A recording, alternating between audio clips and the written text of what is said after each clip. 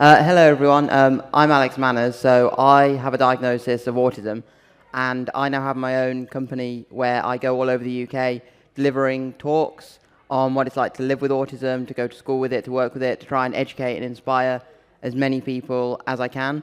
And I'm also on a few railway access and inclusion panels, so I work with places like East Midlands Railways and West Midlands Trains to help them make their railways more accessible. I've also written a book all about my experiences growing up with autism and my experiences in school.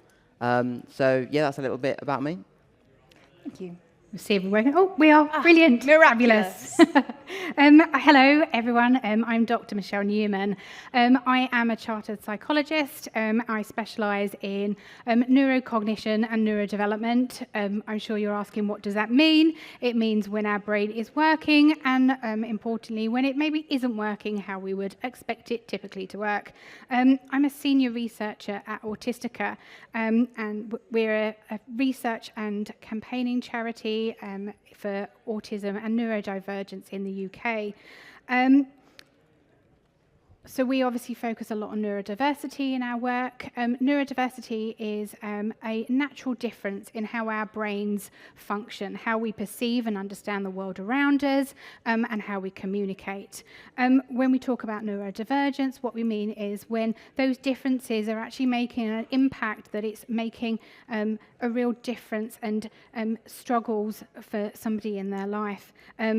That could include ADHD, autism, OCD, dyslexia, dyspraxia, and a lot of these different conditions. In our work at Autistica, we have 6 goals that we worked with the autism community about what were their priorities about how to live a happy, healthy, long life. And one of those goals was about making spaces more accessible. And that includes public transport and trains, hence the reason we're here today. And as part of that work, we recently in May published a report about neurodivergence and public transport, where we work with 650 members of the neurodivergent community to understand how can we make public transport more inclusive. We found 4 main barriers that we need to be addressing, and in that report we came up with 11 key recommendations about how we could go about tackling that. Brilliant. Thank you so much. It's wonderful to have you both joining us today. So the way that the session will work is we have a few pre-prepared questions that we're going to discuss, and then after about 25 minutes, I'll come out to the audience if anyone would like to ask any questions. So please do be thinking of those questions as we're going through. And we welcome the tricky questions as well. We like tricky questions. So I'll kick off with a really obvious question. Should Great British Railways deliver an accessible railway for all, and why?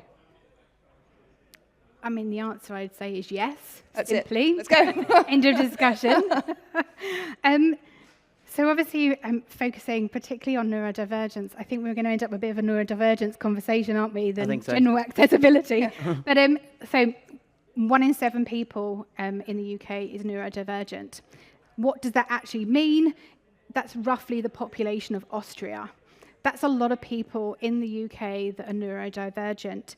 And only in our work, we ask people not just how they use public transport, but also asking them about how do they use other forms of transport.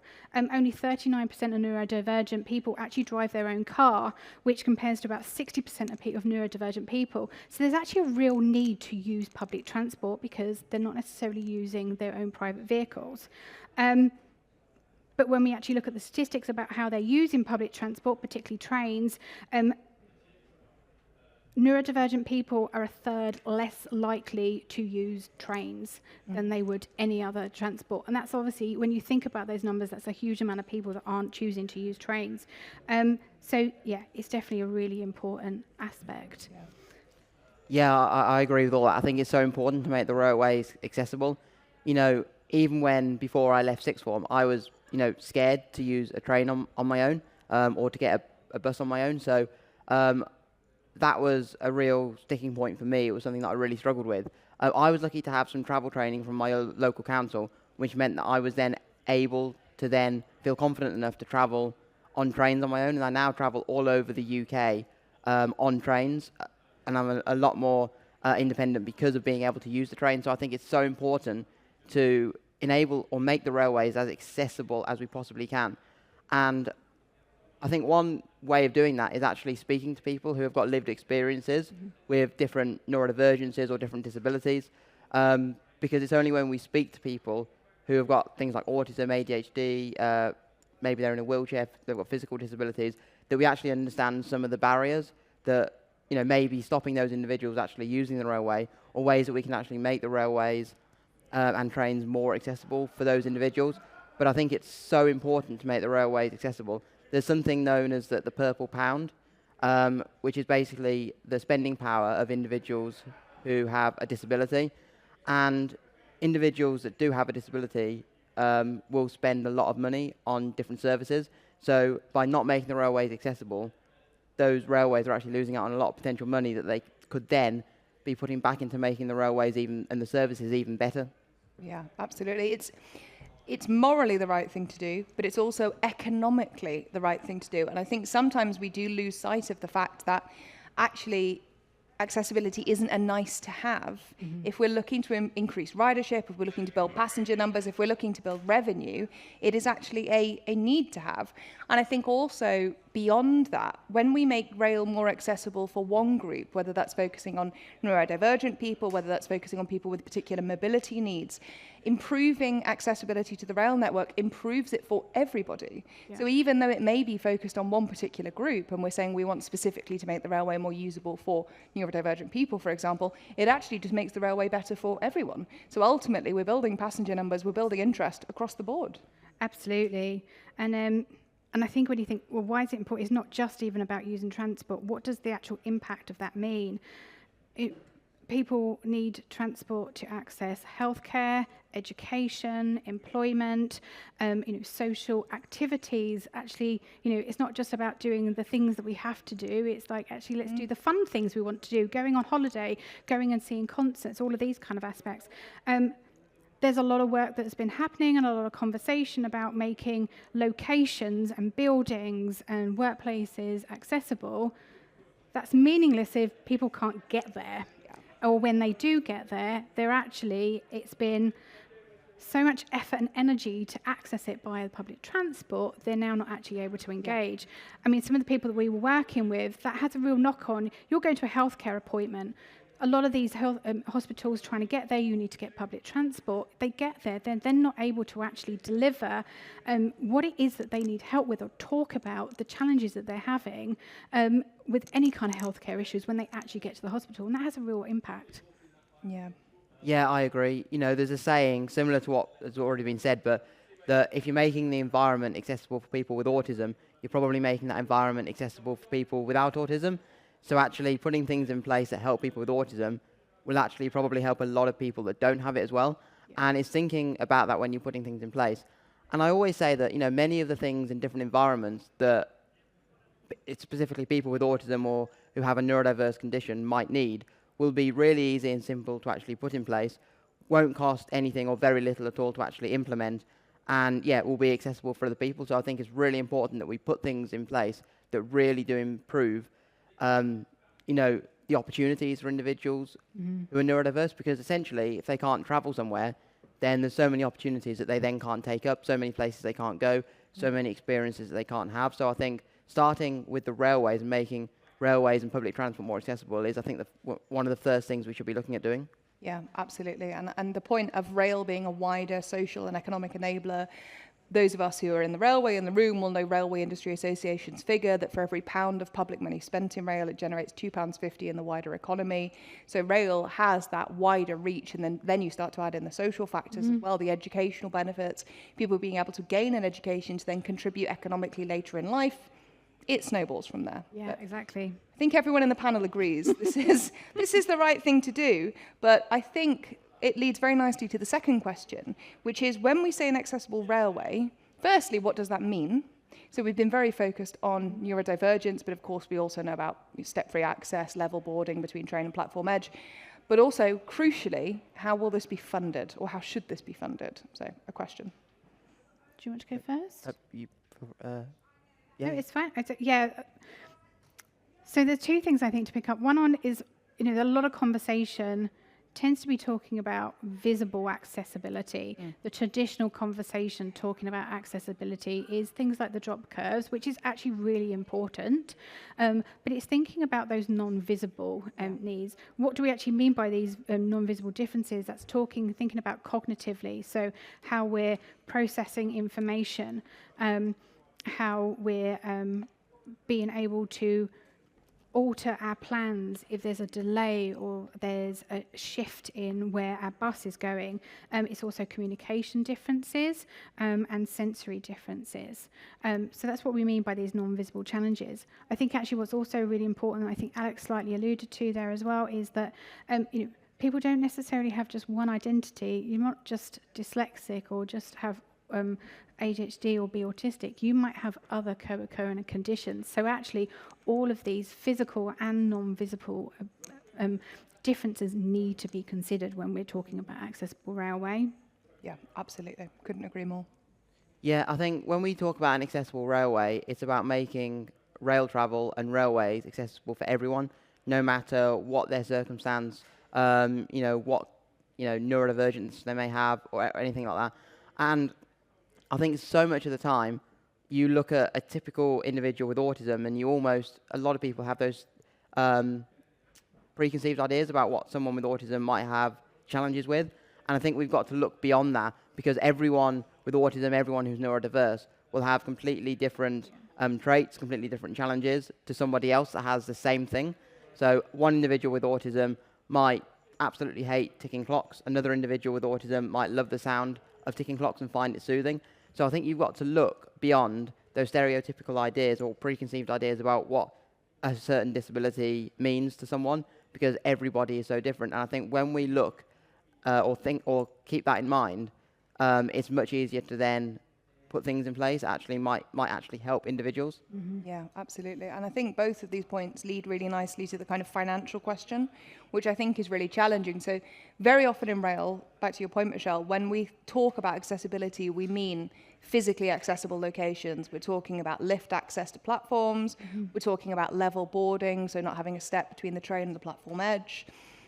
But we know that there's a world of accessibility beyond that in terms of the way information is provided on board and in stations, in terms of the layout and design of stations, in terms of lighting, everything in between.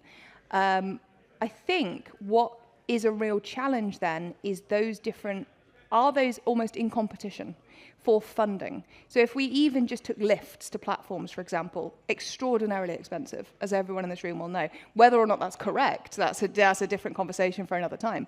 But it costs a lot of money.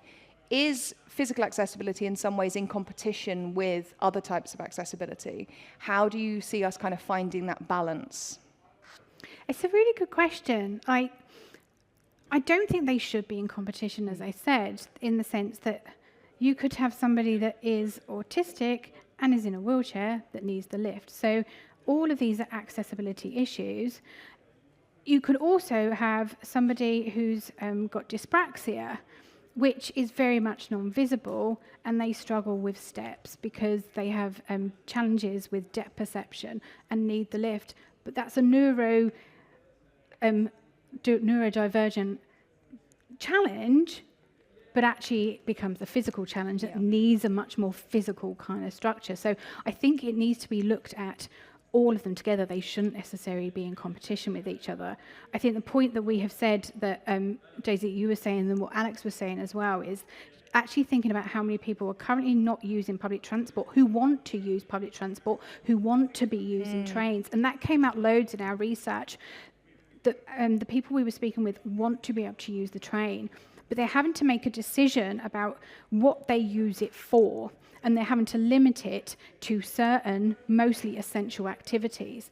So there is ultimately, if people can use the public transport more in the way that they want to, when they want to, there will be more fares that are coming in, and hopefully that should be able to be funded back into making the transport system more accessible.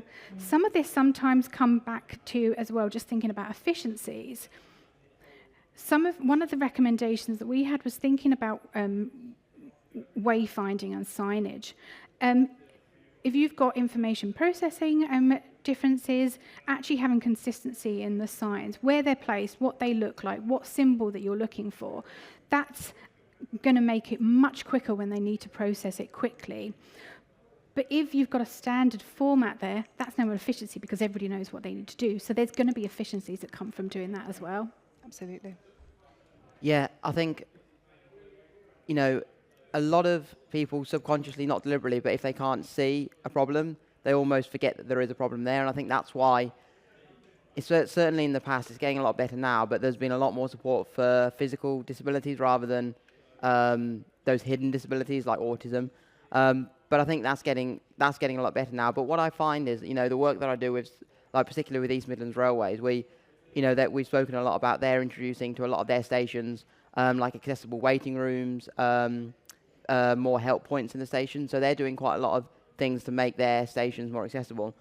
But I think for myself anyway, a lot of the challenges that I face around rail are challenges that I shouldn't really be facing. For instance, worrying about whether a train is going to run on time, whether I'm going to get on the train, worrying about whether the train's going to be crowded, worrying about how I'm actually going to buy a ticket online, how I'm going to buy a ticket at the station if I can't access the online website, for example, or the app. So it's a lot of those problems that should already be resolved that typically me, and I know a lot of my friends that have a diagnosis of autism, really struggle with. So I think when we're looking, you know, on the financial side, a lot of the things that the railway industry should be investing in or should be utilising the money for are all those day-to-day running parts of running a railway, like making trains more reliable, making tickets easier to purchase, all those things that should already be in place are the things that individuals with autism really worry about. And I know for me, it's always the fear of the unknown, not knowing if the train's going to come on time, not knowing if I'm going to be able to buy a ticket, not knowing if the train's going to be crowded. I know the other day I couldn't even get on a particular train that I'd booked because it was just too crowded and I couldn't even get near the platform. So it's things like that that need to be addressed. And just by addressing those issues will make people's experiences a lot more accessible.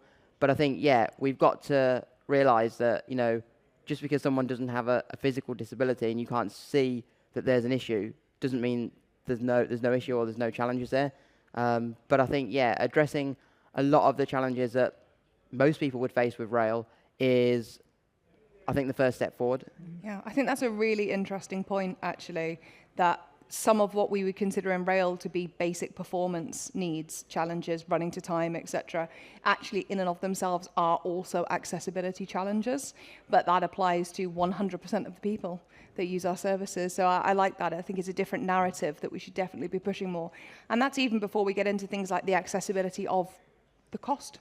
For example, the price of ticketing is prohibitive for quite a lot of people in this country. Therefore, that is not accessible, even if we weren't talking about, you know, a divergence or any type of disability. And we can expand accessibility out to include pretty much everyone when we need to. Yeah, and that's an interesting point you made, because that came up as being one of the barriers as well, was actually just the prohibitive cost. I think there's definitely, and Alex alluded to it in the previous question, that I think there's a misconception about how much it costs to make change that's actually going to have, it might seem really small, but it actually can make a massive change to that person's day.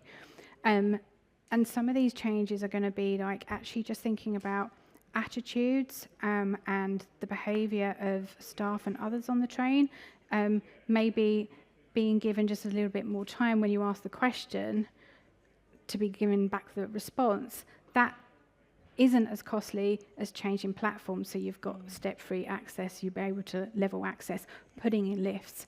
That is now actually, okay, how do we equip our staff members, which on a comparative basis is much cheaper to be doing, but that makes a massive impact now, because somebody feels safe to be able to get onto public transport because they know they're going to get the help when they might be in a situation where they need that help. Absolutely. I think that really highlights how important staff are as well. You know, there's any number of technological advancements, app-based examples that we could implement, but ultimately staff are at the core of accessibility as much as they are at the core of a functioning railway.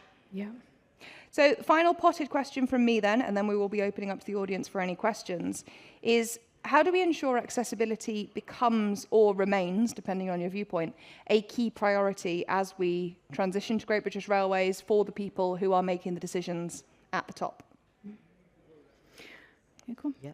I think that a lot of railways, a lot of railway companies, anyone who is involved in making the railways accessible, building the railways, looking after the railways, I think those panels, like I've mentioned, that I'm involved in, like those groups where we actually speak to people who have lived experiences of these challenges, is one of the most important things that you can do to ensure that the railways are accessible.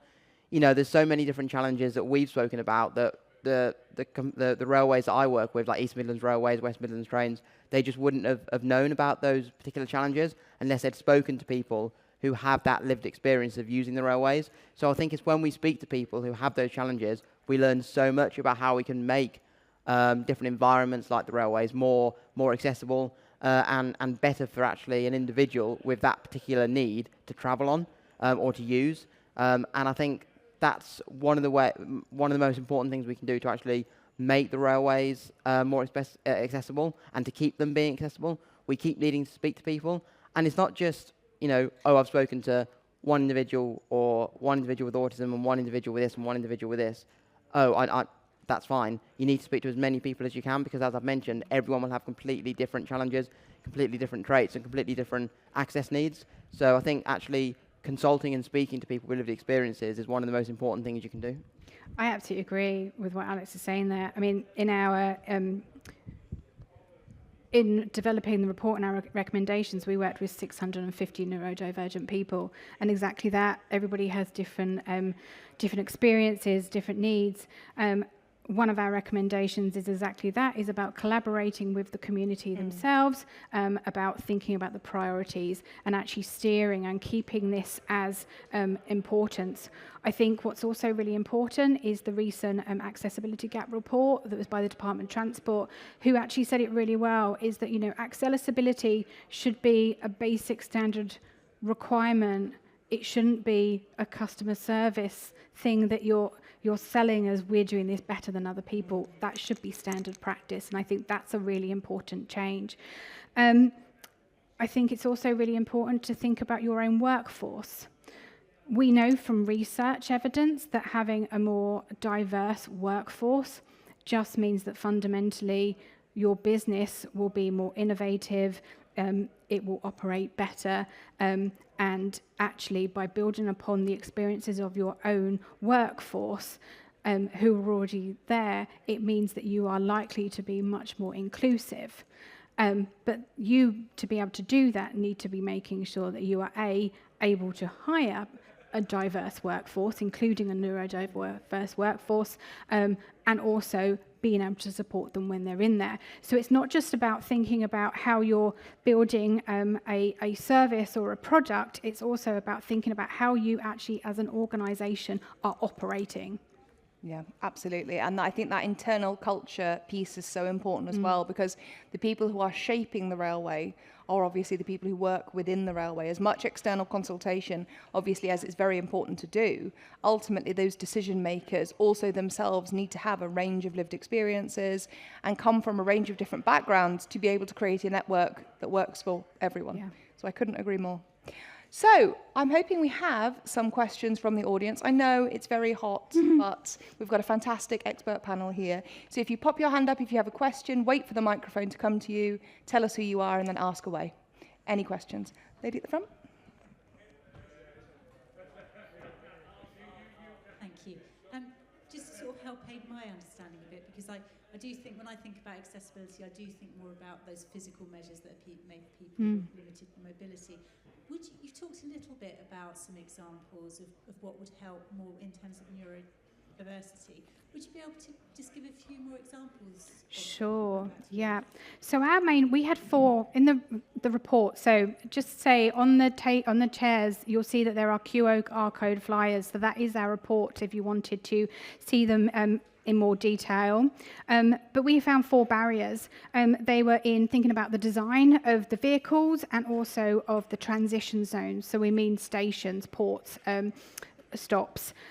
Information and communication was a big one, behaviour and knowledge of others, but also thinking about inconsistency. What do some of those things look like? So thinking about design, this is definitely when you think about those sensory challenges.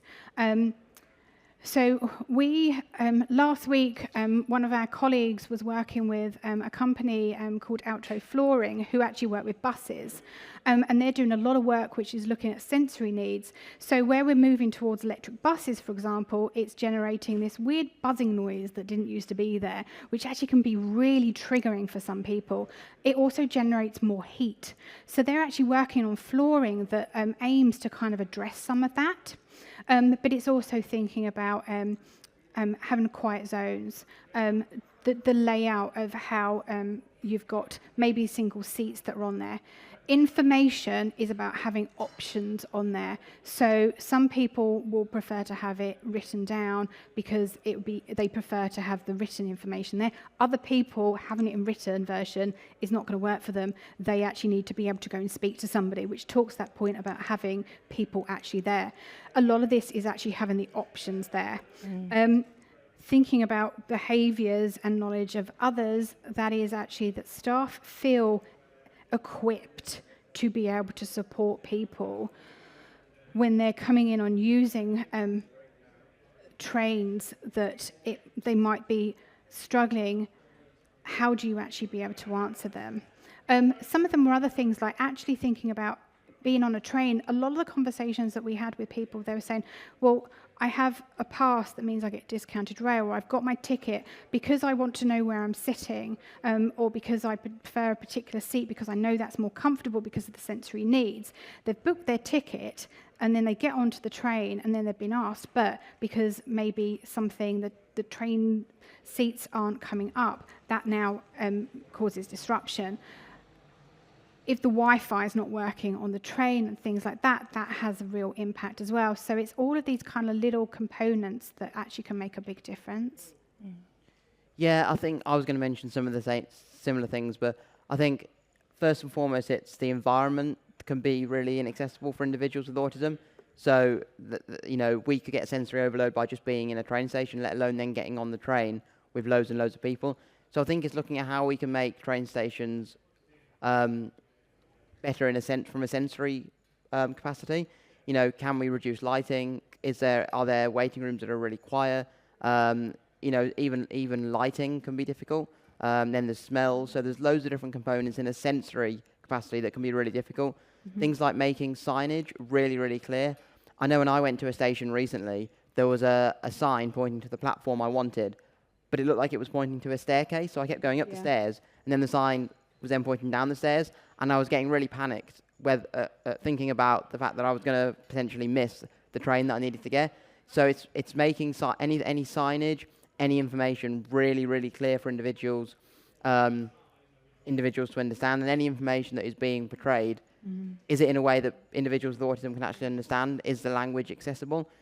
By using idioms, phrases, terminology that might confuse us, is that going to confuse individuals with autism and then mean that they won't understand what you're trying to portray to them? So it's making the environment as accessible as possible, but also making any signage, any language, any communication really, really simple for those individuals to understand. Yeah. And one thing that I've always struggled with when it comes to railways is actually online, actually knowing how to book a ticket and what specific tickets, what specific trains those tickets entitle me to. And sometimes I've been in such a worry, wondering, well, if I buy this ticket, does it mean I can get this particular train because that train says off-peak? So it's making that information really, really clear so people can easily see it. So I think those are some of the challenges that people with autism specifically or a neurodiverse condition may face.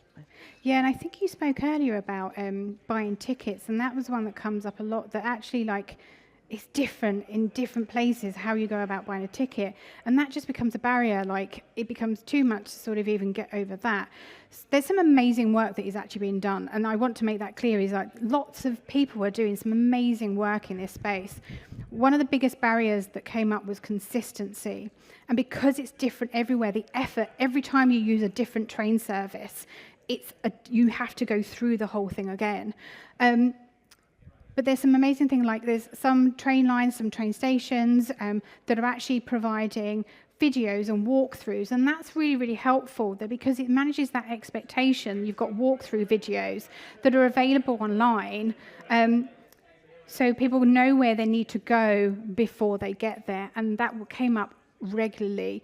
But picking up on the point that you said, Alex, about digital access, it needs to be thinking about making that easily to be able to find this information, but also trying to make it consistent so that you're not having to navigate an entirely different built website to find this information. Yeah, absolutely. And also Oxfordshire Community Rail Partnership recently completed a design review of calm spaces in railway stations. So I'd strongly recommend everyone to check that out. But there's such a huge range of factors that feed into this. Yeah. Have a look at our report. There's more in there. Let me just get a microphone to you, please. But was there another question before we go to the back? No, Fab, could we get the microphone to the... Oh, you jumped in. I didn't see you put your hand up. We'll go to the back and then we'll come over to you. Back first, please. I'm on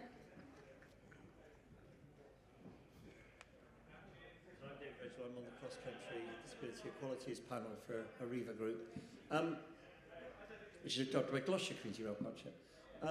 But the issue really is about the joined-upness of the network. Yeah. At the moment, it's so fragmented. Yeah. If you're trying to book a disabled assist, which you do on the apps, you then end up with different train operating companies with different standards that don't necessarily always talk to each other. Well, what is known in the industry as the handover between disabled person, people, you know, between one and the other.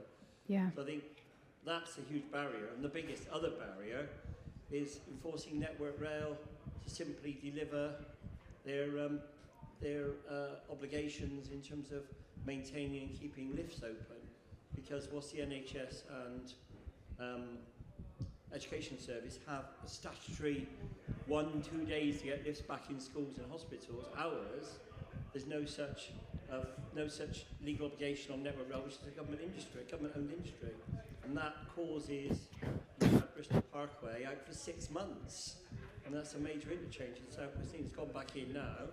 Worcestershire Parkway was out for 3 days.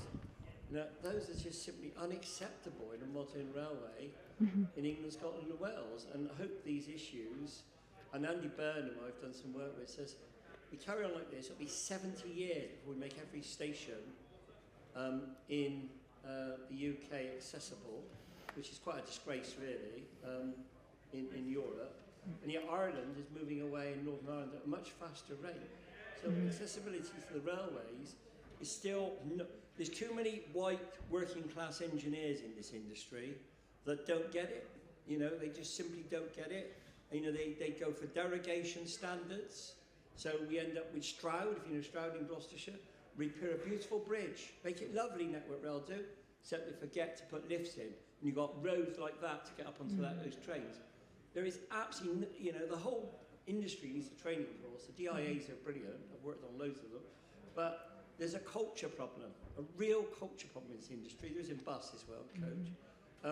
To get them to understand that it's not, just because we did it 200 years ago when we started the railway, doesn't mean to say, and we did have Victorian wheelchairs, doesn't mean to say that we have to carry on with those standards. And it needs a real shake-up. So I'm hoping there's the access. Yeah. You've probably seen the access document from Great Britain's Railways. Yeah. You have 2,500 stations to make them accessible. But it's a culture change. It's not just about money. It's getting a lot of white working class men, dominate this industry, to understand that they've got to make it accessible. And that's no respect to yourself over there. And we need more women. We need more women. I'll let the panel come in on that. I'll let the panel respond to that as well. I do also think that with respect to the makeup of the industry in and of itself, you know, of course we know that the engineers who work in the sector, a lot of them do an extremely good job as well, and that there are culture challenges in rail, but not necessarily perpetuated just because of a person's race or their gender, but because rail is a very traditional stuck-in-the-mud industry. And I think that's the real challenge that we're talking about here. Rather than the individual makeup of people, it's about the fact that rail really struggles to make progress. And that's what we need to assess, is that being such an old traditional industry, wow, it's hard to sometimes push that envelope. But does anyone have a response? I agree with what you were saying about the integration. And when I was thinking about the questions that you were asking about, well, how do we actually make this happen? You know, we've got the Integrated National Transport Strategy that we fed into earlier in the year, maybe towards the end of last year. Our report looked across all public transport, and I agree with what you were saying, like it's not just thinking about trains, but also how does that fit in with all of the other kind of public transport as well. And so that's making sure that these recommendations that the government and the people that write these reports are doing, that they're actually being held to it to actually deliver on those promises that they're making. I think that is really important. 100%. All right, final question then, and then we'll be closing. And I can hear the number of people breaking down their stalls in the background, ready to race home. Thank you. Hi, Owen Cottrell from Juice Immersive. I have a particular interest in staff and sort of the training and development of staff. Maybe a question for you, Alex, first and foremost, I don't know, but from a lived experience perspective, could you give us any examples of where staff have either been subpar in terms of how they've potentially supported and helped either you or people that you know travelling, but then maybe to counter that, a very positive example or what staff could do so much more of to really help? Yeah, I think in terms of travel, one thing that really helped me was when I received travel training from my local council. So this a man from the local council came and gave me 3 days where he showed me how to get a train and a bus, and on each day he gave me more control of actually doing different elements of that journey, from buying tickets, from navigating to the platform myself, navigating through the barriers myself. So on each day he gave me more of a responsibility, so that on the last day he was able just to stand back and sort of let me do everything and then follow me behind. That was I can't even recommend how useful that service was, and I was just really lucky that my local council provided that service for individuals like myself. And I actually met a few of the people who still run it from the council yesterday, and that was really great to hear that they still run that service, because I had it probably about 12 years ago now. So it's really great that they still run that. I think in terms of how individuals can make their colleagues feel more included, how they can support them, I think one thing that's really important is actually focus on the individual rather than the condition. So don't just think, oh, that individual has autism, this is what they must need, this is what they must struggle with. Focus on those individual traits of that individual person, because I think so much of the time, especially I know in schools, there's support in place, but it doesn't always work for every single individual who that support has been put in place for. So I think it's individualized support rather than more generic condition or disability specific support. I think we've got to look at those individuals and actually assess the challenges that they face as an individual, rather than looking at their condition or their disability. Yeah, so answering the same question, so some of the personal stories that we had, that we were asking our community members about different experiences that they had. So some of them experiences we had was like actually not working with the individual, exactly as what you were saying, Alex, is asking that individual what do they need help with, and being flexible with that. Some people were saying stories that were going, they needed support, they'd booked support, but they were given support that they didn't need. So, for example, I mean, the scenario that comes straight into my head actually was thinking more about in an airport, but this person needed help to get through, just so it was easy for them to navigate, so they didn't have to worry about not knowing where to go. But even though they're absolutely fine being able to walk, they were told they had to get into a wheelchair.